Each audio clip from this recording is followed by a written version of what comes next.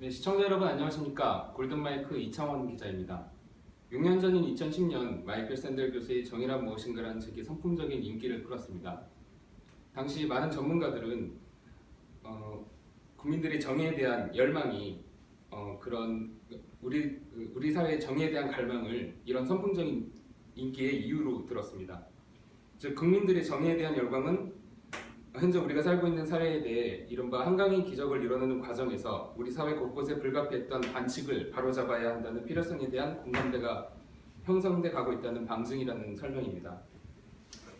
하지만 여전히 현재 우리 사회에서는 각종 법조계, 경찰, 군대 비리 등이 연이어 밝혀지고 있어서 우리 사회에서는 정의는 아직 구현되지 않는 것으로 보입니다. 오늘 골든마이크에서는 대한민국 최고의 프로파일러로 활동하시다가 20대 국회에 입성하셨고 누구보다 정의를 강조하고 계시는 경기도 용인정 표창원 의원과 만나 이 문제에 대해서 이야기를 나눠보고 더불어서 여러 현안들에 대해서 이야기를 나눠보고자 합니다. 일단 의원 안녕하세요. 예, 안녕하세요. 일단 시청자 여러분께 네. 인사 한 말씀 부탁드리겠습니다. 네, 안녕하세요. 골든마이크 시청자 여러분. 더불어민주당 용인정 국회의원 표창원입니다. 여러분 만나뵙게 돼서 대단히 반갑고요. 제가 아는 대로 또는 느끼는 대로 경험한 대로 생각한 대로 솔직하게 답변하도록 하겠습니다. 우선 바쁘신 일정에도 이렇게 인터뷰 응해주신 점 정말 감사드리고요. 고맙습니다. 인터뷰 방식은 먼저 저희가 준비한 질문들을 먼저 한 다음에 방송 중 저희가 또 방송 전에 받았던 질문들이 있거든요. 그거에서 이제 시청자분들의 댓글 질문을 좀 여쭤보도록 하겠습니다. 네. 먼저 의원님께서 이제 정치 입문 과정에 대해서 좀 질문을 드리고 싶습니다. 알려진 거에 의하면 이제 20대 국회에 들어오실 때 문재인 전 대표의 권유가 크게 작용한 것으로 이제 알려져 있는데요. 또 그 전에도 권유하기 전에도 의원께서 또 여러 방송들을 통해서 사회적 이슈에 대해서 소신 발언 많이 하셔서 인기를 많이 얻으셨고, 그래서 혹자들은 그때부터 이미 정치의 뜻이 있었던 것이 아닐까라는 말씀들도 많이 하고 있습니다. 그 배경과 또 제가 말씀드린 그런 일부 얘기들에 대해서 한번 얘기 좀 해주시겠습니다. 네, 사실 저는 정치가 뭔지 잘 몰랐습니다. 그리고 잘 모르는 가운데 정치에 대한 일종의 혐오, 심리를 좀 가지고 있었고요. 특히 잘 아시다시피 제가 경찰관, 경찰대학 교수, 범죄 프로파일러 등으로 활동하는 기간 동안은 정치적 혹은 정치적인 편향성 이런 부분들은 피해야 할 금기 내지 독 같은 것이었거든요. 철저하게 공정하고 철저하게 객관적이어야 하는 입장이었기 때문에 더더욱이나 이제 정치는 또 정치적인 것들을 멀리 해왔습니다. 특히 지난 2012년 연말에 그 18대 대선 과정에서 불거진 국정원의 그 댓글 여론 조작 의혹 사건에 대해서 제가 문제 제기를 하기 시작하면서 제가 하는 모든 말과 행동이 정치적으로 해석되기 시작을 했거든요. 그래서 더더욱이나 저는 전혀 정치적인 의도나 어떤 편이 없다라는 것을 강조해 왔습니다. 그런 가운데 말씀하신 것처럼 제가 다양한 그 사회 현안에 대해서 제 목소리를 냈고요. 표현의 자유를 누리기 위해서. 그런데 워낙에 제 언행이 일반 다른 분들과 달리 상당히 좀 크게 관심을 받고 또 해석이 되는 상황들이다 보니까 제가 정치적인 활동에 뜻을 두고 있는 것 아니냐 이런 의혹 내지는 문제 제기들이 꽤 있었죠. 저는 아니라고 계속 부인을 해왔고요. 그런데 결과적으로 그 문재인 전 대표의 요청을 제가 받아들임으로써 지금 질문하신 것처럼 사실상 그 전부터 정치에 뜻을 두고 있는 것이 아니냐라는 질문이 가능해졌던 것 같고요. 유효하고 대단히 타당한 질문이라고 생각을 합니다. 그래서 제가 지난해 12월 27일 입당 선언을 하면서 그 부분을 공개적으로 사과를 드렸고요. 저는 돌이켜보니까 저는 스스로 부인을 해왔지만 그러한 발언들 모두가 정치에 대한 어떤 제 관심의 표명이었고 저 스스로도 어느 정도 정치에 한쪽에 서 있었던 것 아닌가라는 그런 생각을 지금은 하고 있습니다. 그리고 그러면서 또 깨달은 게 뭐냐면 정치란 게 특별한 것이 아니다라는 거죠. 정치는 생활이고 정치는 나 자신이고 나의 표현이다라는 생각이 들어서 굳이 어떤 정치에 대한 자신의 견해를 회피할 필요는 전혀 없다라는 생각을 가지게 되었습니다. 어쩌면 말씀 들어보면 의원께서도 그렇게 생각하셨다는 거. 어쩌면 정치는 가장 가까운 일이고 네. 자기의 목소리를 내야 되는 것인데 그거를 말하는 거에 대해서 부담감을 느끼고 그렇게 어쩌면 공포라고 느끼는 그런 분위기가 오히려 잘못된 게 아닐까 싶거든요. 네, 그렇게 좀 느끼고 있습니다. 네. 그러니까 그렇게 말씀하신 것들이 정치적으로 해석이 되고 그랬던 거니까요. 네. 아까 말씀하신 김에 이제 또 여쭤보자면 의원께서 어쨌든 수면 위로 정치계의 수면 위로 오르신 거는 국정원 대선 개입 사건이 가장 클 것으로 생각이 되는데요. 국정원 여직원 강금 사건 1심에서 이제 이종걸 의원이 무죄 판결을 받지 않았습니까? 네.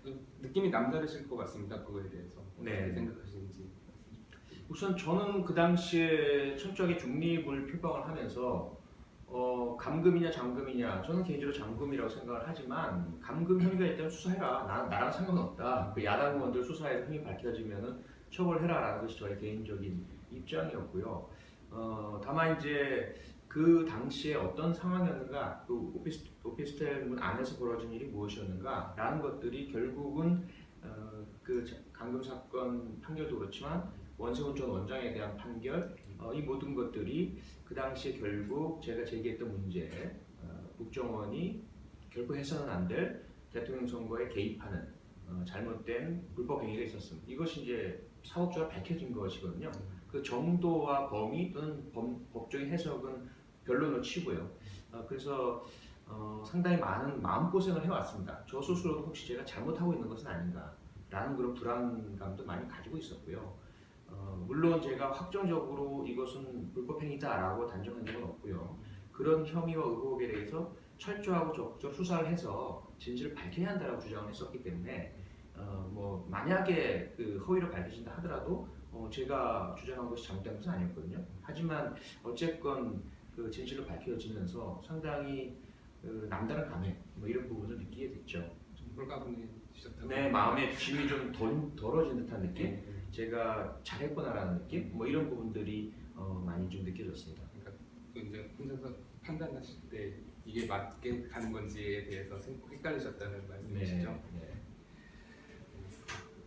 그리고 아까 말씀하신 것처럼 이제 문재인 전 대표께서 이제 그 러브콜을 하셨기 때문에 이제 입문을 하게 되셨는데 그러면은 흔히 이제 정치권에서 얘기하는 친문이라고 할까요?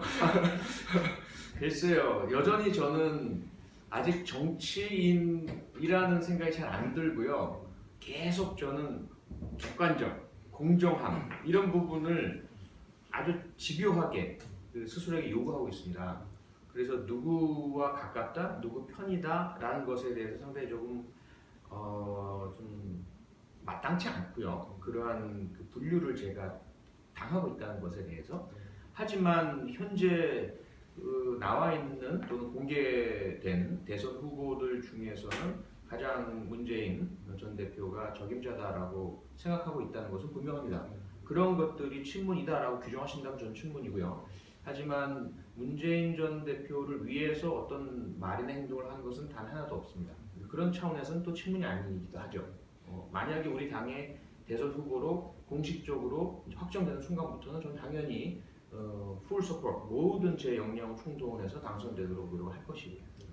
제가 이 질문을 드린 이유는 의원님을 이제 곤란하게 하려고 하는 것이 아니라 네네네. 이게 8월 전당대회가 이제 앞두고 네. 있지 않습니까? 예. 그러다 보니까 이제 또 그런 개파라는 네. 것들이 스물스물 이렇게 얘기가 나오고 있지 않습니까? 예. 또 이제 더군다나 또 작년에 이제 19대 때 워낙 그 문제로 인해 가지고 개파 비노냐 친노냐 뭐 예. 이걸로 해가지고 워낙 더불어민주당이 분위기가 안 좋지 않았습니까? 그랬죠. 네. 근데 지금 또 전당대 앞두고 또 스물스물 얘기가 나와서 네.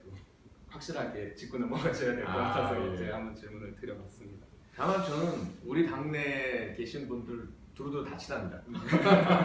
아마 그분들도 그렇게 여겨주시는 것 같고요. 흔히 지금 뭐 주류, 비주류 이런 얘기를 많이 하시거든요. 근데 주류, 범주류, 뭐 비주류 또는 김종인 비상대책위원회 대표님과도 대단히 가깝고요. 그래서 저는 현재로서 거의 개파가 없는 사람이다라고 보셔도 되지 않을까 싶습니다. 그리고 개파 얘기 나온 김에 이제 또 어제 새누리당 전당대회에서 또 이정현 대표가 되지 않았습니까? 네, 네. 그거에 대해서는 또 어떻게 생각하시는지 간단하게. 근데 뭐 다른 당 이야기라서 네. 별로 저는 거기에 대해서 언급하고 싶지가 않고요. 네. 조금 의아하긴 했습니다. 그리고 과연 여당으로서의 그런 리더십 대표로서의 그런 것들이 잘 발휘될 수 있을까라는 걱정은 좀 되고요. 뭐 다른 당 얘기긴 하지만 이제 또 막판에 이제 지지율이 오르다가 이제 뭐 도루묵 친박이다, 친박파이다 뭐 이런 얘기가 나오고 있는 상황이니까 또 네. 1야당으로서 네. 의원으로서 또 한 말씀 해주지 않을까 해서 한번 여쭤봤습니다. 예. 그럼 좀 주제로 옮겨서요. 의원께서 이제 정의에 대해서 많이 말씀을 하십니다. 네. 또 경찰대 진학을 결심하시게 되는 것은 이제 정의에 대한 열망 때문이라고 밝히신 바도 있고요. 그래서 특히 이렇게 정의를 강조하시는 이유가 특별히 있으신지. 뭐 아주 오래전 어린 시절부터 비롯되었죠. 사실은 제가 특히 초등학교 다닐 때에 그때부터 사실 꽂힌 게 정의입니다. 물론 만화영화, 그 셜록 홈즈 이야기, 소설 이런 부분들에서 저를 동일시시키면서 난 정말 정의의 사도가 되고 싶다라는 이제 꿈을 키워왔었고요. 그리고 교실 안에서 또 밖에서 동네에서 제가 공정하지 못하다라고 느끼는 일들을 많이 겪었거든요. 뭐 쉽게 말해서 형한테 저는 잘못한 일이 없다고 생각하는데 형한테 맞는 그런 일을 겪으면서도 나는 이게 옳지 않다고 생각해. 그래서 뭐 잘못했다고 말해. 그러면 그만 때릴게. 이런 상황에서는 절대 더 때려. 난 잘못한 게 없어. 뭐 이런 식의 삶을 제가 살아오다 보니까 어렸을 때부터 난 정의를 꼭 실현할 거야. 그래 열망이 좀 강했어요. 그게 계속 또 상황이 변하지 않은 채 이어졌거든요. 중학교, 고등학교 그 엄혹한 시절에 얼마나 불합리한 일들이 많습니까? 그런 부분들을 하나하나 피부로 겪으면서 그냥 받아들이고 적응하기보다는 계속 저항을 하면서 바꾸고 싶다, 바꿔야 한다라는 그런 열망들을 강하게 가져왔고요. 그러다가 경찰대학에 입학하게 된 계기 중에도 여러 가지 다른 옵션들 중에서 그 팜플렛에 있는 대학의 교훈, 이것이 조국, 정의, 명예 이 세 가지 제가 가장 좋아하는 가치였기 때문에 경찰대학에 진학했고 그렇게 살아온 제 삶이 정의라는 것을 가장 중요한 가치로 추구하던 모습이었기 때문이라고 볼 수 있습니다. 그 정의라는 개념이 또 어쩔 때는 되게 모순에 빠지긴 하지 않습니까? 뭐 그럴 때 의원께서 하시는 어떤 기준 그런 것들이 있는지 좀 여쭤보고 싶은데요. 어렸을 때는 너무 명확했어요. 정말 옳고 그름이 너무 명확했습니다. 이건 잘못된 거야, 이것은 옳은 거야 알고 있었어요. 단지 이 옳은 것을 주장하면서 내가 두드려 맞거나 또는 뭐 선생님에게 밉보이거나 불이익을 당하는 그런 불안과 두려움을 내가 떨쳐낼 용기가 있느냐 아니냐 이것만이 문제가 됐었거든요. 그런데 점점 나이가 들면 들수록 오히려 그 부분에 이제 자신이 생겼습니다. 가지고 뭐 불이익 당하면 그만이지 뭐 정말로 이러다 죽겠구나라는 그런 매도 맞았기 때문에 두려운 게 별로 없었어요. 근데 더 두려운 건 뭐냐면 이게 지금 내가 옳다고 하는 것이 정말 옳은 거야? 라는 부분에 대한 것이 점점 복잡해지더라는 거죠. 중학생이 됐을 때, 고등학생이 되었을 때, 대학생이 되었을 때 다양한 다른 이유들, 현실적인 문제들, 해석의 여지들, 입장에 따른 시각의 차이 뭐 이런 것들이 대두가 되기 시작하면서 너무 힘들어지기 시작한 겁니다. 결국은 공부가 필요하다는 것을 절실히 깨닫게 됐죠. 그래서 그 전까지는 공부란 건 사실 제가 좋아서 하는 것보다 해야 되는 것, 의무 이렇게 여겨져서 외우고 시험 잘 보기 위한 이런 것들을 했다면 그런 정의에 대한 복잡성 때문에 괴로워하기 시작하면서부터는 내가 무엇이 옳은지를 확신을 갖고 싶어서 계속 공부를 하기 시작을 했어요. 그래서 그러다 보니까 제가 얻은 기준 두 가지는 하나는 지금 이 사회에서의 시대 정신, 많은 복잡한 내가 정의야 이것이 정의야라고 주장하는 정의의 상대성에 대한 혼란 속에서 제가 흔들리지 않는 정의에 대한 확신을 얻기 위해서는 지금 이 시대의 정신이 무엇인가, 이것이 이제 옳고 그름의 판단의 가장 중요한 잣대가 되더라고요. 21세기 시대의 정신. 또 하나는 국제적인 기준, 나 또는 우리 사회에서만 주장하는 것이 아니라 인류가 지금 이 시대에 살고 있는 우리 인류가 함께 보편적으로 옳다고 느끼는 것이 무엇인가, 이 두 가지 기준으로 옳고 그름을 아주 치열하게 들어가 보고 조사하고 공부했을 때 이것이 옳구나라는 확신을 내가 가질 수 있게 되었다는 거죠. 그 정의 얘기 원래 뒤에서 이제 하려고 했었던 것인데 이제 시청자분들께 이제 방송 전 질문에서 재밌는 내용이 정의와 관련된 재밌는 네. 질문이 있어서 드리겠습니다. 고등학교 시절 학생들을 위한 교내 흡연실을 설치하자고 제안하셨다고 하는데 왜 그러셨냐, 왜 그런 제안을 하셨냐 이런 질문이 올라왔습니다. 그 당시에 저에겐 너무나 명확한 정의였어요. 그것은 왜냐하면 우리 반 친구들 중에 거의 3분의 1이 몰래 흡연을 했고 다른 반들도 거의 유사한 상황이었습니다. 네. 그리고 그 흡연 장소가 되게 화장실, 옥상 아니면 그 학교 건물 뒤 으슥한 공간 뭐 이런 곳이었어요. 네. 뭐 학교 밖도 뭐 마찬가지지만 되게 이제 쉬는 시간, 점심시간 이럴 때 몰래 담배를 피다가 떴다 그러면 이제 좀 후다다닥 담배를 감추고 입에 있는 그 담배 연기를 미처 삼키지 못한 친구들은 그냥 머금고 있고 이러다 이제 푹 치면 푹 튀어나오고 이런 시기였죠. 그러다 걸리면 징계를 당하는 거예요. 그건 결국 징계를 우리 사회에서의 범죄에 대한 처벌로 본다면 전과자가 되는 거죠. 그리고 그것이 공정하게 이루어지는 것이 아니라 운 나쁘면 전과자가 되고 운 좋으면 안 걸리고, 저는 그건 옳지 않다고 봤어요. 그래서 우리 학생들이 선생님을 피해가고 도망가고 선생님은 마치 경찰이 된 듯이 학생들을 잡으러 다니고 잠재적인 범죄자로 보고, 이게 저는 교육적이지 않다고 느꼈거든요. 이거 분명히 바뀌어야 한다. 어떻게 바뀔 것이냐. 우리 모두가 담배를 안 피기로 하면 가장 빠른 해결책이 될 수 있겠지만 그건 바람직하지도 않고 현실적이지도 않고 가능하지도 않다라는 생각이 든 겁니다. 그래서 제가 학도호흡단 회의, 그 당시엔 그 총학생회가 명칭이 학도호흡단 회의였죠. 그리고 각 학년의 대표는 대대장, 총학생회장은 연대장, 뭐 이런 식이었어요. 그 교련복, 군복을 입고 참여하고 아주 그 군사문화적인 상황이었고, 거의 그 회의의 목적은 자유롭게 학생들의 의사를 개진하는 것이 아니라 상명하복, 상의하달, 위에서 교육청에서 내려온 것들, 또 교장 선생님 지시 말씀, 이것들이 하달되는 장소였거든요. 그것을 반장, 부반장들, 학년 대표들이 모여서 전달받고 가서 다른 학생들에게 그 지시를 이행하도록 하는 그런 회의였단 말이죠.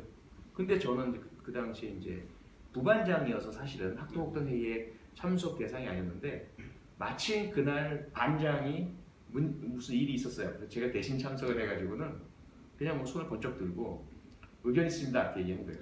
당황하신 선생님께서 뭐 한번 얘기해봐. 그때 제가 이제 흡연실을 설치해 주십시오. 이렇게 해서 완전히 싸늘해지고, 그래서 이제 이러한 주장을 이유 근거를 댔는데 답변을 못 하시더라고요 선생님이.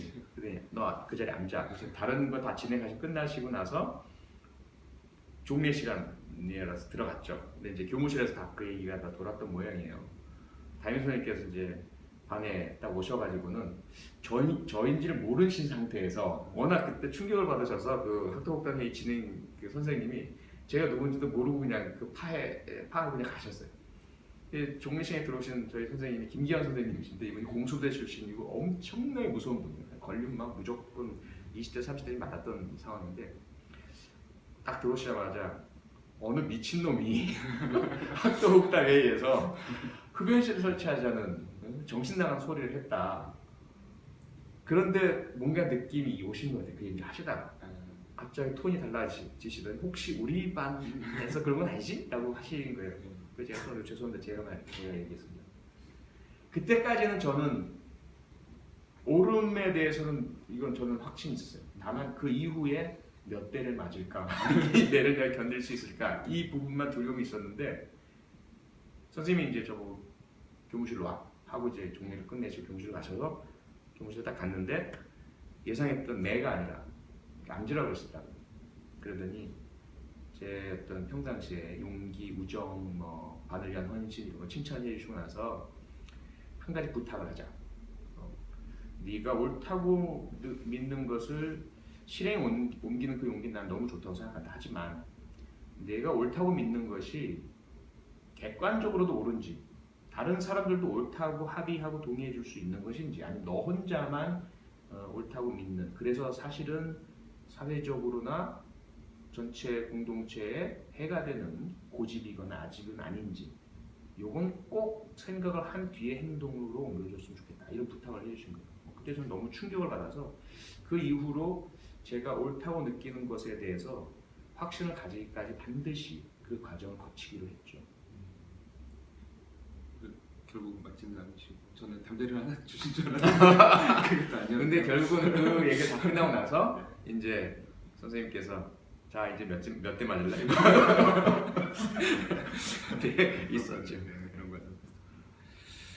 네, 그 다음 주제로 좀 넘어가서 이제 20대 국회가 시작된 지 얼마 안 되지 않았습니까? 네. 그런데 벌써 한 가지 논란이 있었죠. 잘생긴 잘생긴 예쁜 경찰관 뭐 기레기 네. 이런 발언이었었는데 네. 사실 그 보도들을 접하면서 보면 억울한 부분이 좀 많으실 것 같다는 생각이 듭니다. 개인적으로는. 그래서 좀 그거에 대한 해명을 한번 한 말씀 해주시는 게 어떨까? 근데 그 당시에는 억울함을 많이 느꼈었는데요. 뭐 지금은 다 제 잘못이다 라고 다 받아들이고 있고요. 아시겠지만 전체적인 그 맥락을 보시면 부산에서 발생한 그 학교 전담 경찰관이 오히려 보호 대상인 여학생과 비윤리적인 부도덕한 성관계를 맺고 그것이 이제 알려지게 되면서 그 이후에도 그 사안들에 대해서 감추기, 덮기, 은폐하기가 이루어진 문제였지 않습니까?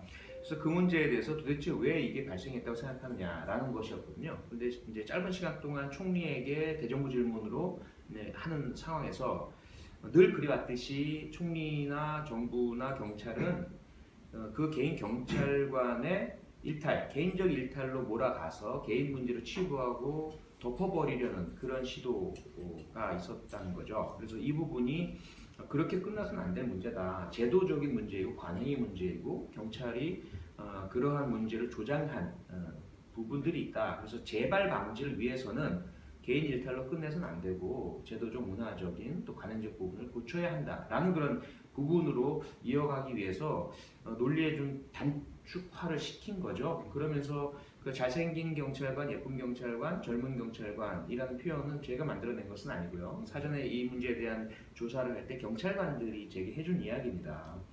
실제로 그러한 학교 전담 경찰관을 선발을 할 때 기준이 무엇이었느냐?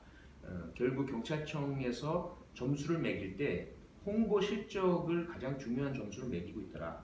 그 홍보 실적을 매김에 있어서 인지도와 호감도 두 가지를 가장 중시 여기는데 인지도가 높고 호감도가 좋으려면 외모 중심으로 우리 학생들이 좋아할 만한 그러한 경찰관을 뽑아서 보내는 것이다라고 이해라고 해석하는 일선 경찰서들이 꽤 많았다는 거죠.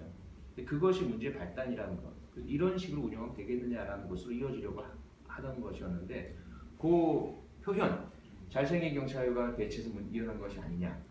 그 제가 외모지상주의자가 되고 또 하나 억울한 점은 그 부분에 그런 그 제가 지나친 논리의 축약, 시간 관계상이었긴 하지만 이 부분에 대해서 분명히 뭐 문제를 인정할 수는 있을 것 같아요. 그런데 그 대정부 질문에 참 골자는 그 우리 정부가 범죄에 대한 대책도 너무 실적 또 알리기 홍보 위주로 이행해 가면서 피해자들에 대해서는 전혀 도움이 되지 않고 있다. 그 범죄를 감소시키지도 못하고 있다. 그리고 일선 경찰관들이 본연의 업무가 아닌 홍보에만 매달리고 UCC 영상 촬영하고 탈수로 춤추고 이런 데 동원되는 것들이 문제다라고 지적을 하고 그 다음에 또 중요한 비리 그리고 그 뭐 홍만표 게이트 등의 법조 비리 문제하고 그 이후에 또 백남기 농민 사태에 이르기까지 가장 중요한 현안 이슈들에 대해서 착 논리적 구조를 갖춰서 질문을 이어갔는데 그런 모든 부분들은 다 허공으로 날아가 버리고 잘생긴 경찰관 그것만 딱 대두가 돼서 그 단어 자체도 원래 고발 한 그 워딩 자체에도 있는 내용 아닙니까? 네, 제가 인용을 한 거죠. 제가 한 이야기 아니라 그러한 표현 인용을 한 것인데 뭐 그렇습니다. 뭐 그래도 어쨌든 뭐 제가 초래한 것이고 제 전직 잘못이죠. 경찰 출신으로서는 한편으로는 또 홍보 점수가 제일 높다는 거에 대해서는 또 어떻게 생각하십니까? 그런 현상들을 제가 너무 잘 알고 있거든요. 많이 목도해왔고 정말 잘못된 것입니다. 물론 경찰로서는 특히 언론과 여론의 그런 비난이 늘 가혹하게 행해져 왔기 때문에 그 부분을 좀 타개해서 신뢰를 얻고 업무 효과성을 높이기 위해서는 당연히 홍보가 필요하죠. 그런데 그러한 홍보의 필요성이 너무 지나치게 경도된 나머지 경찰 본연의 업무보다 홍보가 더 중시 여겨지고 홍보를 잘하는 경찰서는 좋은 점수 받고 묵묵히 자기를 열심히 하는 경찰서는 좋은 점수를 못 받고 이러한 어떤 가치의 전도 현상까지도 발생하고 있다는 거죠. 이 부분 빨리 시정이 돼야 됩니다. 영화화도 많이 되고 그랬어가지고 그런 문제에 대해서 일반 대중분들도 국민들도 많이 알고 계신 부분인데 네. 이번 국회에서 의원께서 한번 노력을 해주시면 좋지 않을까 네. 생각을 노력하겠습니다. 다음 주제로 넘어가서요. 일단 말씀하신 것 좀 이어서 이제 검경 비리 쪽 얘기를 좀 나눠보려고 합니다. 무엇보다 이제 검사장 출신의 홍만표 변호사, 진경준 검사장 등으로 이제 법조 비리 문제가 되게 심각해 보이는데요. 이미 뭐 많이 논의되고 있지만 이 문제에 대해서 한번 의원께서는 어떻게 생각을 하시고 해결책은 어떤 거가 있을지 말씀을 해주시겠습니다. 오늘도 국회에서 그 문제 때문에 토론회를 열었죠. 네. 우리 더불어민주당 정책위원회 산하에 그 민주주의 회복을 위한 태스크포스가 있습니다. 제가 간사고 박범계 의원이 팀장이시고요. 이재정, 박주민, 진선미, 그리고 백혜련, 금태섭 이런 의원들이 다 이제 함께 하고 계시는 태스크포스인데요. 여기서 그동안 사실은 이제 권력 구조의 개혁, 검찰 개혁, 경찰 개혁, 국정원 개혁 이런 부분들을 계속 또 사법 개혁까지 연구하고 있던 와중에 터진 거거든요. 그래서 이제 급박하게 이제 그 개혁안들도 마련하고 그러면서 모아진 것이 지금 야당, 야삼당이 모두 합의가 된 것이 공수처잖아요. 고위공직자 비리수사처. 이 부분에 대한 실현이라도 일단 먼저 가장 급하니까 해야 되겠다라고 모아졌는데 사실은 그 공수처 하나만으로 완성될 수 있는 것은 아니죠. 그 원인과 과정도 보면 홍만표나 진경준 등의 고위검사, 검사장급 출신들이 전관의 예우를 누리면서 진경준은 현관이지만 또 검찰에 집중된 그 권한을 악용, 남용을 해서 사적인 이익을 취한 것이죠. 거기에다 지금 우병우 민정수석까지 연루된 의혹이 대단히 강하게 제기가 되었는데 어떤 조치도 취해지지 않은 총체적인 이제 검찰의 비리 의혹 사건이다라고 봐야 합니다. 특히 홍만표 게이트 같은 경우 현재까지 알려진 바로는 62건 정도의 그 수임계가 제출되지 않은 몰래 변론이 지금 의혹 제기가 되고 있고요. 전관의 힘을 이용한 그러니까 몰래 변론의 의미는 뭐냐면 그 본인이 정식으로 내가 이 사람 변호사예요라고 하지 않으면서 자신의 전관의 지위를 활용을 해서 전화를 걸어서 나 전직 고검장 홍만표인데 이 사건 내가 잘 봐주고 있으니까 좀 선출 좀 부탁해 이런 식인 거죠. 자기 후배 검사들 자기의 영향이 미치는 검사들에게 그렇게 되었을 때 정의가 완전히 왜곡되는 거죠.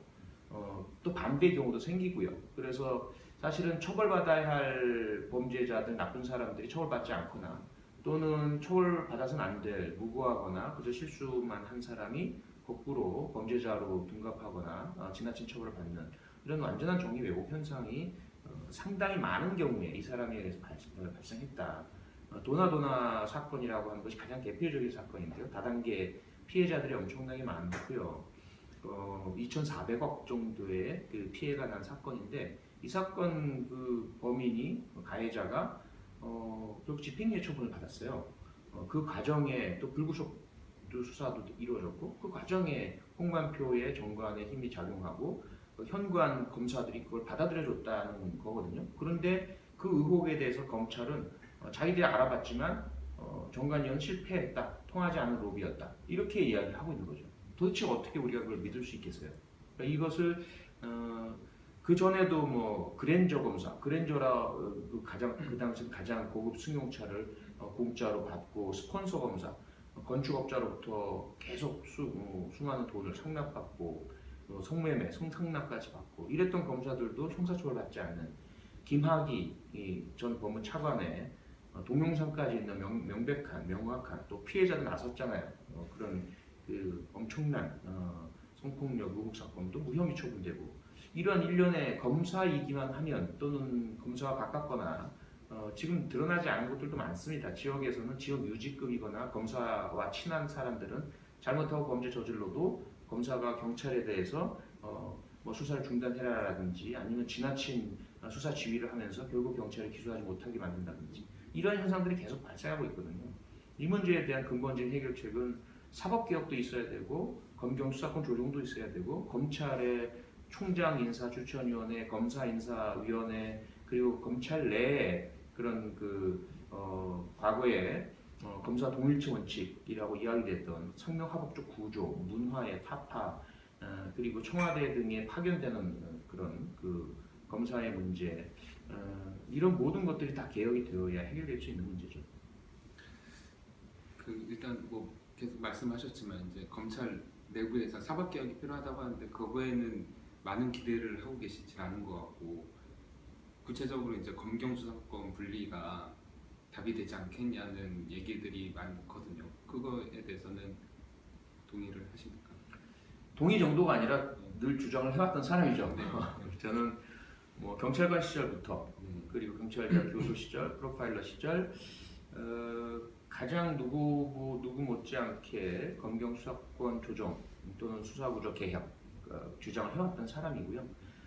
상당히 고무적인 것은 뭐냐면 최근에 과거에 강하게 그런 수사구조 개혁이나 수사권 조정에 반대해오던 분들 중에 다수가 교수님들이나 전직 검사분들이나 이분들 중에 다수가 검찰이 직접 수사하는 그 부분만큼은 없애야 된다라는데 동의를 하고 계십니다. 그러니까 검사가 경찰에 대한 지휘자로서의 기능은 있어야 된다. 하지만 검찰 스스로가 경찰처럼 수사하는 것만은 없어져야 한다. 그때야 비로소 경찰에 대한 감독자, 통제자, 지휘자 또는 인권 보호자로서의 역할이 인정받을 수가 있다. 이런 어떤 광범위한 공감대가 형성되어 있어요. 그래서 아직 제도적인 변화는 이어지지 않았지만 충분히 이제는 실현 가능한 상태가 되었다. 특히 많은 분들이 지적하고 계신 것이 지난 18대 대선에서 박근혜 후보 또 문재인 후보 모두가 수사와 기소의 분리를 목표로 해서 검사가 직접 수사하지 않도록 하고 경찰의 독자적 수사권을 보장하는 방향으로 하겠다라는 공약을 내걸었단 말이죠. 근데 공약이 지켜지지 않고 있어서 그렇죠. 이런 부분들이 아마 분명히 시간의 문제이지 다음 대선에서든 공약으로 또 내걸릴 거고 이루어질 것으로 보입니다. 이게 검경 수사권 문제를 다시 말씀드렸던 건 이게 거의 한 20년이 넘게 네. 논의가 진행되어 왔던 건데 항상 번번이 막혔던 문제여가지고 맞습니다. 이번 이렇게 검찰 비리, 법조 비리가 명확하게 드러난 이상 이 개혁이 확실하게 필요하고 수사권 분리가 되지 않을까라는 생각 그리고 많은 분들의 말씀이 있어서 네. 여쭤봤습니다.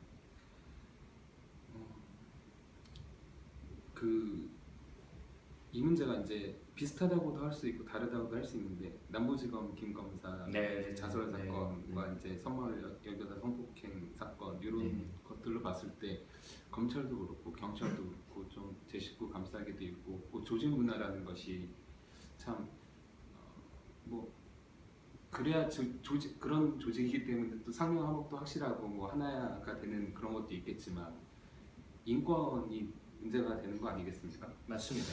이런 문제를 적절하게 이제 밸런스를 맞춰야 될 것 같은데 이거에 대해서는 어떻게 생각하시고 또 해결책으로 뭐 어떤 걸 생각하고 계신지 좀 말씀 좀 해주십시오. 이 문제는 뭐 검찰만의 문제도 아니고요, 경찰만의 문제도 아니고 군도 그렇고 특히 폐쇄적이고 상명하복적인 문화가 있는 그런 권위적인 조직 체계 모두의 문제입니다. 심지어 전문가 집단인 뭐 의사들 사이에서도 사실 유사한 형태의 가혹행위, 인권 유리 행위들이 있고요. 뭐 교사들 사이도 또는 교수들 사이에서도 심지어 그런 부분들이 있습니다. 이 부분은 분명히 성역 없이 문제들을 다 드러내야 하고 수사하고 처벌을 엄격하게 해야 합니다. 그리고 제도적인 또 문화적인 개선책도 찾아야 하죠. 검찰과 경찰에만 국한시킨다면 특히나 그 문제가 더 심각한 그런 조직들이기 때문에 특히 검찰과 경찰 모두 그 내부의 이러한 피해자들로부터 신분 노출이나 불이익을 두려워하지 않으면서 그 민원을 접수할 수 있는 그런 그 독립적인 옴부즈만이라든지 그러한 존재가 반드시 필요하고요. 또 외부에도 관련되는 혐의나 사건에 대해서 조사할 수 있는 기관이 있어야 합니다. 특히 검찰, 경찰 모두 감찰이라는 내부 조사 기구를 이용을 해서 이런 내부의 문제들을 조사하고 징계 요구를 하고 있는데 결국 내부에 있는 감찰이라는 조직은 그 지휘관, 상급자의 도구가 될 가능성이 큽니다.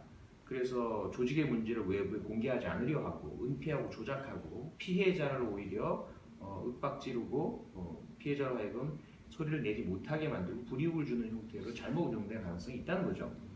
그렇기 때문에 이런 현상들이 나타나는 것이고요. 그래서 우선은 조직 문화를 수평적으로 바꿔야 하고 지나친 계급에 의한 갑질 이것을 금지시키는 그런 규정도 만들고 또 문화도 개선해야 하고 하지만 특히 하위직에 있는 사람들이 언제든 그런 피해를 당할 때 자신의 목소리를 내고 문제를 제기할 수 있는 통로를 마련해 줘야 하고 그로 인한 불이익을 받지 않도록 하는 공익신고자 제보에 대한 보고에 대한 그런 부분들이 제도적으로 갖추어지는 아울러 이런 문제를 철저하게 조사해서 규명하고 개선책을 찾는 외부 기관이 있도록 하는 그런 제도적인 개선 책이 마련되어야 하죠.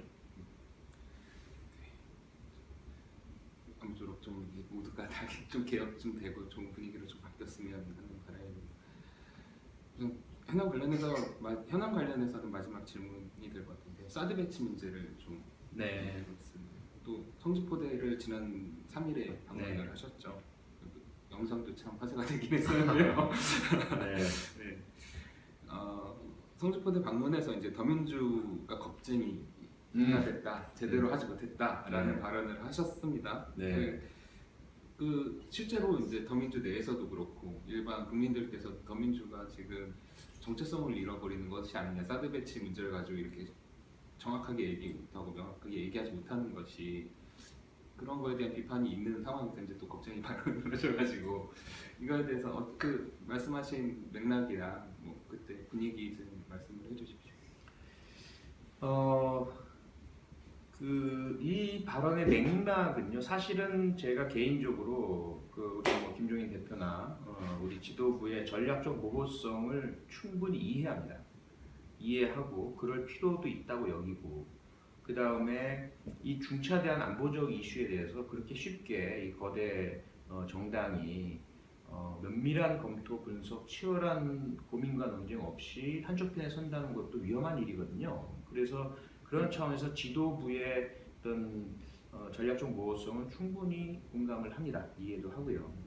다만 현지에 가서 성주 군민들께서 그 다음에 꼭 성주 군민뿐만 아니라 사드 배치의 불필요성 그리고 북핵에 대한 저지 효과가 미미하다는 점 그래서 오히려 북한 핵에 대한 대비이기보다는 미국의 MD 편이고 우리가 결국 공식적으로 한미일 전략 공동체의 일환이 되면서 중국, 러시아와는 완전히 적대국이 되어버리는 중요한 선택인데 그런 선택을 지금 그렇게 밀실에서 졸속적으로 할 수 있느냐 라는 그런 강한 그 우려를 가지고 계신 많은 국민들 눈에 보일 때에는 우리가 너무 미온적이고 색깔도 분명치 않고 제대로 해야 할 역할을 하지 않고 있다라는 그런 비난이 있죠. 그리고 그 비난은 당연히 있어야 하고 정당하고 유효하고 감사드리는 그런 비난입니다.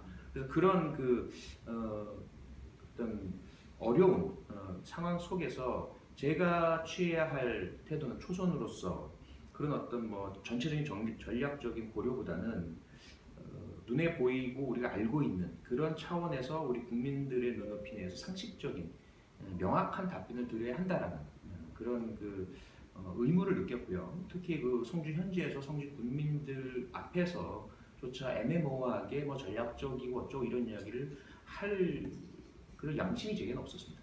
그래서 명확한 말씀을 드린 거죠. 그리고 그 이면에 있는 이유는 물론 그런 지도부의 전략적 모순을 충분히 이해하긴 하지만 그것도 따지다 보면 결국 왜냐하면 사드 문제가 최근에 제기된 것은 아니란 말이에요. 이미 수년 전부터 제기되어 오던 문제이라서 이 사드 배치의 부적절성에 대한 것은 이미 판단이 끝난 사안이죠. 그런데도 불구하고 여전히 우리가 이렇게 전략적 모호성을 보이는 것, 이 이면에는 결국 우리가 모든 것들을 검토한 이후에 내린 사드 반대에 대한 당론이 나올 수도 있는 상태일 텐데 그것을 내놓지 못하는 것은 그런 사드 반대 당론을 내세웠을 경우에 둘 수 있는 역풍, 안보에 대해 역시 그다지 강한 안보 정당으로서의 모습이 아니지 않느냐.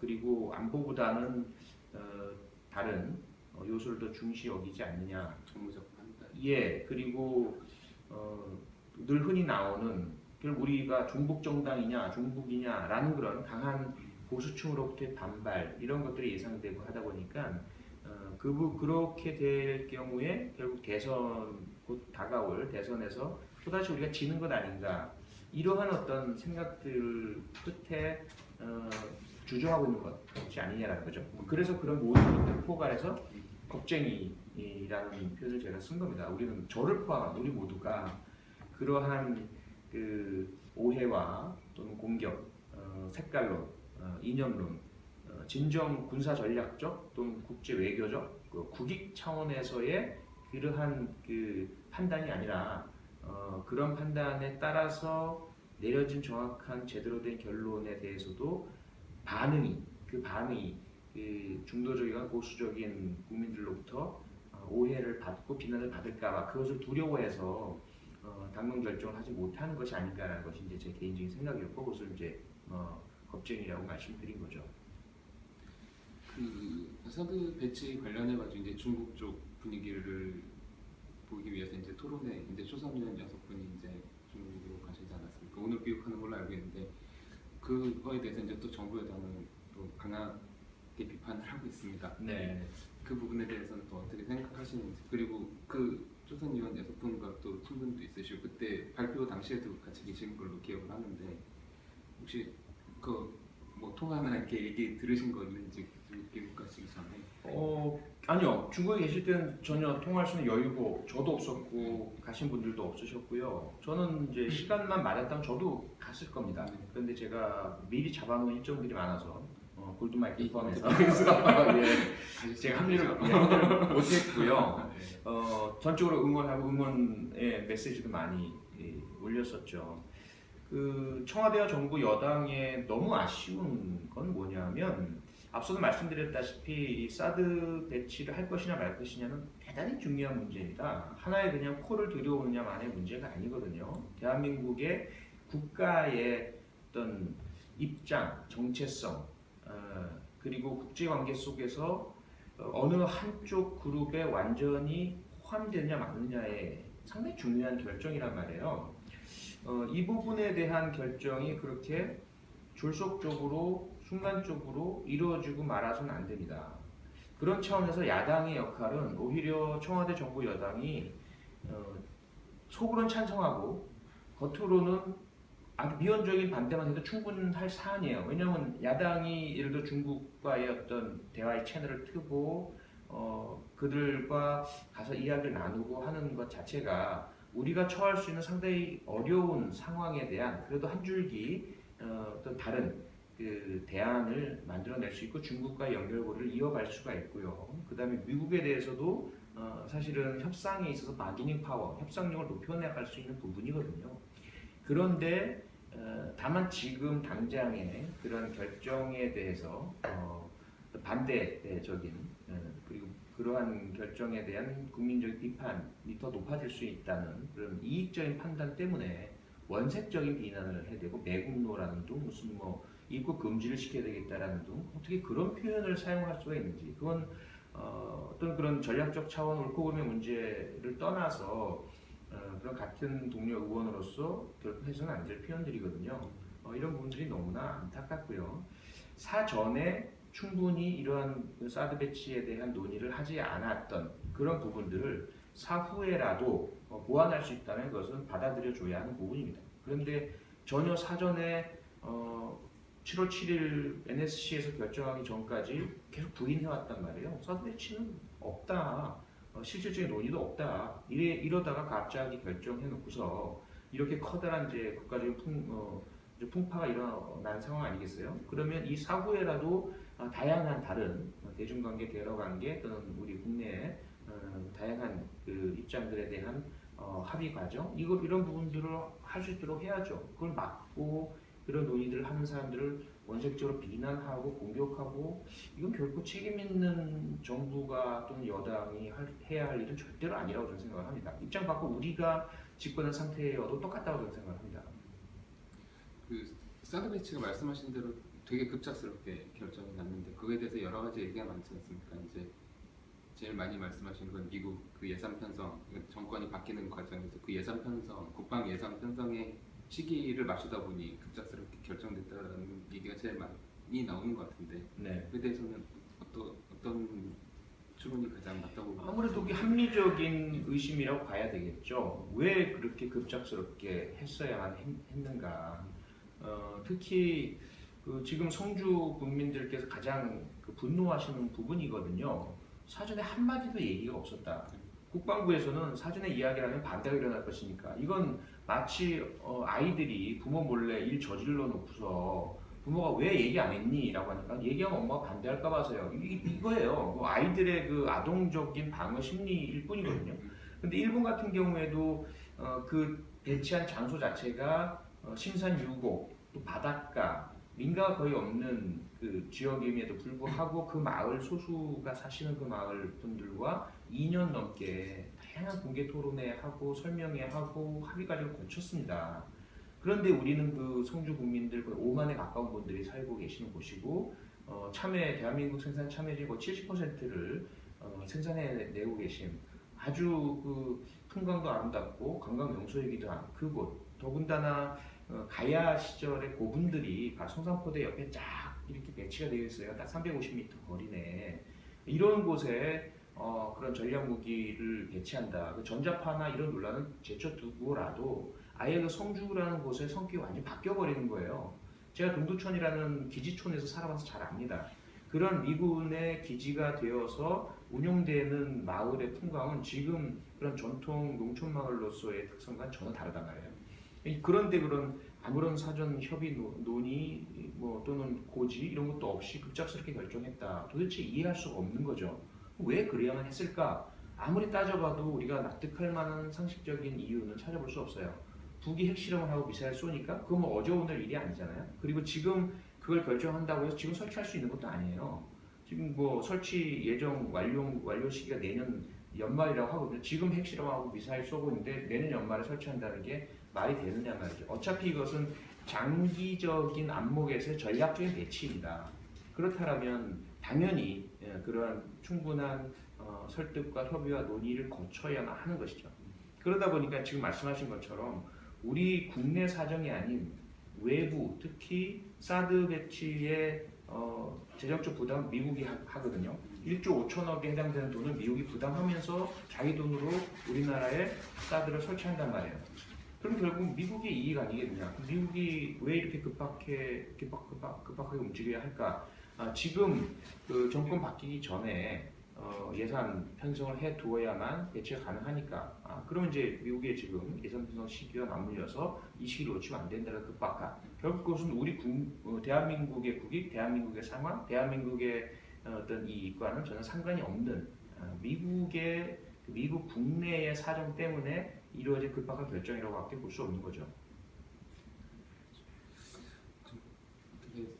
그 문제도 어떻게 빨리 해결이 나야 될 것 같습니다. 그 다음 이제 마지막 주제 질문을 드리고 이제 시청자 질문을 받도록 하겠습니다. 의원께서 이제 1호 법안을 해인법이라고 네. 불려지는 어린이 안전 기본 법안을 발의하셨습니다. 토론회도 지금 많이 진행하고 계신 걸로 알고 있는데 그거에 대해서 간단하게 설명 좀 부탁드리겠습니다. 지난 총선이 4월 13일에 있었고요. 바로 다음 날인 4월 14일 날 저희 용인정 지역 관내에서 5살 여자 어린이 혜인이죠. 혜인이가 어린이집에서 하원 마치고 집에 가기 위해서 그 어린이집 차량을 타기 위해서 줄을 서 있는 상태에서 앞쪽에 유치원이 있어요. 그 유치원의 그 앞 도로에 그 세워둔 SUV 차량, 그 주차 브레이크를 걸지 않은 채 그냥 중립기어만 놓고 차량을 세워놓았어요. 그 차가 경사로를 따라서 밀려 내려오면서 이 어린 아이를 치워버린 거예요. 옆에 이제 어린이집 교사도 계셨지만 이 교사는 성인이라서 큰 부상을 입지 않았고요. 5살짜리 어린 아가가 이제 그 가슴 부위 쪽에 충격을 입으면 쓰러진 거죠.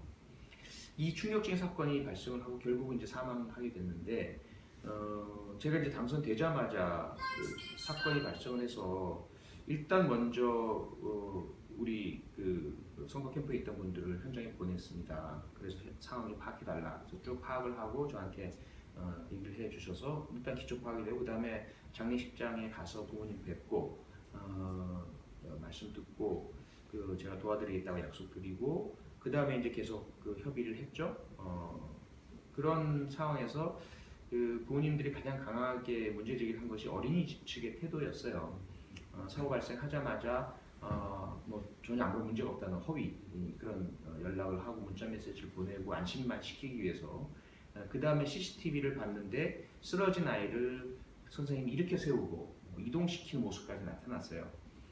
응급 조치는 전혀 하지도 않고요. 119 신고도 지나가던 운전자가 해주었거든요. 이런 모든 문제들을 보고서 도대체 왜 이런 문제가 생겼나를 들여다봤는데 그동안 이런 어린이집의 안전을 위해서 영유아 보육법 내에 규정을 해두었어요. 근데 그게 충분치 않은 거고 제대로 작동하지 않고 있었던 거죠. 그 다음에 같은 나이에 있는 어린 친구가 유치원에 다니면 이건 영유아 보육법이 아니라 학교 안전법에 의해서 또 규율이 돼요. 그 다음에 그러면 키즈 카페 같은 공간은 어떤 법에 의의를 하나? 법이 없어요. 그리고 어린이 놀이시설, 놀이기구의 안전에 대한 법이 있는데 이것은 또 원동기 장치가 달린 것만 해당되고 이런 여러 가지 법들이 산재해 있으면서 이런 혜인이 같은 어린 친구들을 전혀 보호해주지 않고 있더란 말이에요, 우리 대한민국이. 그래서 이 사건에 대한 피해자 부모에 대한 지원은 별개로 하고 이 법안에 대한 준비를 시작한 거죠. 그래서 각계 전문가분들 모셔서 계속 자문 듣고 관계기관들 의견 듣고 그래서 자문회의 5차례 거치고 기관 의견 청취 3차례 거치고 공개 토론회 3차례 거치고 이렇게 하면서 법안을 1차로 만들었다가 국회 법제실에 보내서 의견 받고 초안을 뜯어고치고 다시 수정안 만들고 결국은 모든 작업들이 모두 완료가 되어서 오늘 이제 드디어 이 법안을 의안실에 보내서 법안 발의를 했습니다. 그 골자는 이제 가장 핵심적으로 얘기하는 게 어린이가 안전사고에 노출됐을 때 주변에 있는 사람들이 조치를 강제하는 법안이지 않습니까? 그래서 이제 착한 사마리안법이라고 할 수 있는데 일부긴 하지만 어떤 분들은 또 이게 뜻하지 않은 피해자가 생기지 않을까, 그러니까 도와주는 그런 상황 속에서 또 이게 여러 가지 또 사건들이 생기지 않습니까? 그런 거에 대해서 걱정하시는 분들도 있긴 있는 것 같습니다. 그런 거에 대해서는 어떻게 구제 장치가 있는지 좀 보십니다. 네, 그런 부분들을 가장 많이 이제 걱정을 했고요. 그래서 우선은 모든 어른들에게 착한 사마리아인이 되도록 하는 의무를 부과했습니다. 모든 성민은 위험에 빠진 어린이를 구해줘야 할, 도와줘야 할 의무가 있다라고 이제 천명을 하고 있고요. 그 다음에 이제 구체적으로 어린이 안전시설이라는 개념을 도입을 해서 어린이를 보육, 교육 혹은 보호하거나 어린이가 주로 이용하는 시설들을 어린이 안전시설로 규정했습니다. 그래서 어린이 안전시설은 반드시 어린이 안전을 위한 조치를 취하도록 하고 그리고 운영자나 종사자들은 안전교육을 받도록 하고요. 어린이 안전교육을. 그 다음에 특히 집중적으로 필요한 부분에는 어린이 안전 담당자를 지정하도록 해뒀습니다. 그래서 그 어린이 안전 담당자가 어린이 안전을 위한 교육을 받도록 하고요. 매뉴얼 준비하고 실시하도록 하고, 그리고 어린이집 보육교사, 유치원 보육교사, 초등학교 교사 13세 미만을 보호받을 어린이를 지정해서요. 이분들은 자격을 취득하는 과정 중에 반드시 그 응급구호, 어린이용 CPR 등을 포함한 어린이 안전교육을 반드시 이수하도록 법제화하고 있고요. 그 다음에 말씀하신 착한 사마리아인법 규정이죠. 누구든지 위험에 빠진 어린이, 그 안전하지 않다고 여겨지거나 또는 그런 위험이 있다고 판단되는 상황에서 고의적으로, 의도적으로 구호 조치를 취하지 않을 경우에 처벌하도록 결국은 그렇게 확정했습니다. 그래서 몰랐는데 지나가다가 옆에 있던 어린이가 위험에 빠졌어요. 근데 지나가던 모습이 CCTV에 찍혔거나 해서 이 규정에서 처벌받느냐? 그렇진 않습니다. 분명히 인지하고 있었음이 확인된 상태를 요건으로 하고 있습니다. 구성 요건으로. 그리고 만약에 구호 조치를 취하다가 문제가 만약에 생길 수도 있겠죠. 이 부분에 대해서는 그런 어떤 의도적인 회피가 아닌 경우엔 처벌하지 않도록 하는 것을 통해서 실무적인 판단을 통해서 그런 구호 조치에 대한 오히려 정당성을 부여하는 거죠. 그래서 착한 사마리아인에 의한 그 행동에 대해서는 면책이 이루어질 수 있는 것이 오히려 이 조항입니다. 그 말씀하신 그 뒷부분에 대해서 많이 걱정하시는 분들이 계신 것 같았는데 뭐 해소가 되셨을 거라고 보고요. 네, 저희가 일단 준비한 질문은 이 정도로 하겠고요. 저희가 그 방송 전에 받았던 질문 한 가지랑 이제 방송 중에 들어온 질문을 제가 확인해보고 한번 여쭤보도록 하겠습니다. 네. 방송 전에 이승아님께서 네. 요즘 한참 논란 중인 메갈리아 사태에 대한 견해와 입장을 듣고 있습니다라고 했는데 아무래도 이제 이렇게 정확하게 이렇게 말씀을 소신 발언을 하시니까 이런 직구적인 질문을 하시지 않았을까 싶거든요. 예. 제 많은 그 온라인 지지자분들께서 대단히 많은 분이 제 경고를 주셨어요. 워낙 제가 이제 현안에 대해서 거침없는 소신 발언을 하니까 메갈리아 관련 논란만큼은 절대로 언급하지 마세요라는 그런 그 경고와 주의를 무척 많이 주셨습니다. 그래서 좀 어떻게 될지 모르겠는데 간단하게만 말씀을 드리자면 그래서 쭉 한번 봤어요. 논란이 무엇인가. 특히 그 게임 그 성우죠. 게임 성우분이 그 티셔츠를 착용한 사진이 공개되는 바람에 그 계약 해지가 되는 이런 과정에 대한 논란도 크고요. 근데 저는 기본적으로 폭력과 혐오 발언에 대해서 반대합니다. 그것이 어떤 미러링이라는 어떤 그 용어도 사용되고 또 상대방이 그러니까 이 남성 중심 사회에서 이 남성들이 광범위하게 그 여혐 내지는 성차별적인 발언과 행동들을 하고 있는 상황에서 그러한 메갈리아적인 공격적인 그리고 남성의 폭력을 일깨워주기 위한 그런 어떤 자극적인 발언과 행동들을 하는 것들이 허용되어야 되지 않느냐라는 의견이 있는 것도 분명히 알고 있습니다. 저는 개인적으로는 예를 들어 그런 거죠. 가정폭력과 아동학대가 심각합니다. 그럼 가정폭력과 아동학대 피해자가 가해자를 공격하고 살해하는 행위, 이 부분이 정당하다고 받아들여져야 하느냐라는 부분인 거죠. 각각 사건마다 다르지만 정말 지금 당장 피해 입은 상태에서는 정당화가 되어야 한다고 봅니다. 그리고 실제로 우리나라를 제외한 호주나 미국 등의 법제에서는 그런 부분에 대한 그 정당방위가 법적으로 인정되는 규정들이 생겼어요. 그런데 이러한 상황들이 있음으로 인해서 잠재적인 아동학대 가정폭력 가해자인 모든 남성들을 일단 공격하자, 이건 아니다라고 좀 봅니다. 그래서 그런 차원에서 제가 가진 그 어떤 범죄 전문가로서의 그 어떤 협소한 의견과 입장이 있다. 이것은 좀 이해를 부탁드리겠습니다. 이게 처음부터 인터뷰 시작부터 생각이 드는 게 뭐냐면 잠재적 범죄자에 대해서는 참 엄격한 잣대를 갖고 계신 것 같습니다. 그런 맥락이었던 것 같고요. 정현우님께서 마지막 질문으로 하도록 하겠습니다. 정현우님께서 아동 청소년 성범죄 사건 피해자의 트라우마 완화를 위해서 가족들이 해야 될 역할이 궁금합니다라고 하셨거든요.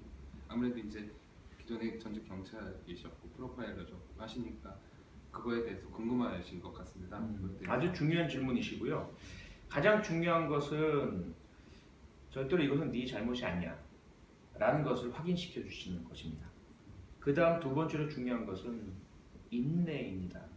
사실 사건 발생 초기에는 그렇게 해주세요. 그런 인식을 가지고 네 잘못이 아니야, 가해자 잘못이지, 내가 끝까지 네 옆에 있어줄게, 걱정하지 마, 끌어안아 주시고 이해해 주시고. 그런데 피해자들은요, 피해자 심리상 피해를 입지 않은 분은 이해하지 못하는 반응들을 보이십니다.